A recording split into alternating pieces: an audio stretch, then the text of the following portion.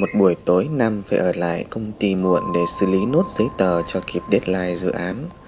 Khi xong hết việc thì đồng hồ đã chỉ 2 giờ sáng. Vậy là đã sang ngày mới. Cậu quyết định ngồi luôn tại công ty để ngày mai làm việc. Cậu trải thảm xuống sàn, đặt vội lưng xuống, tưởng rằng sẽ ngủ một giấc đến sáng. Thế nhưng những sợi vải cạ vào cổ khiến Nam có chút gợn người. Cậu đánh mắt nhìn quanh. Tất cả hầu hết là bóng đêm. Thứ duy nhất còn sáng là điểm chấm vân tay. Tuy nhiên, ánh sáng xanh mà nó hắt ra chỉ khiến cậu thêm rùng mình. Nam lật nhanh người để trấn an bản thân.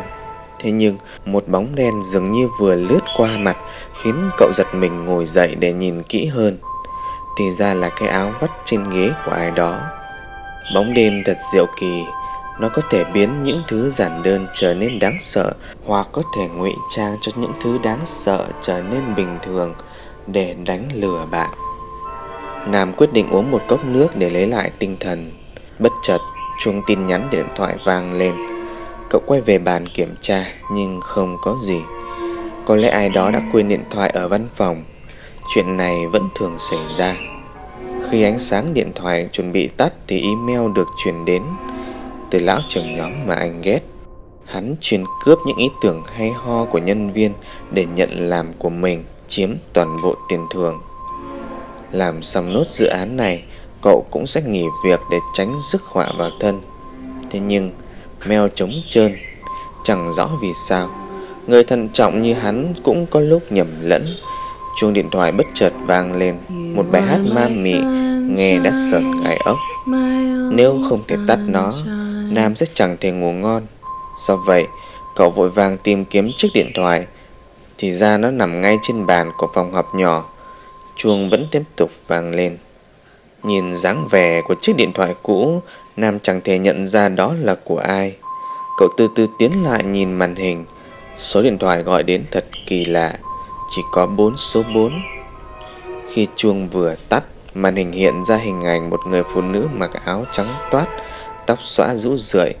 Hình ảnh mà cậu vẫn thường gặp trong các phim ma nữ.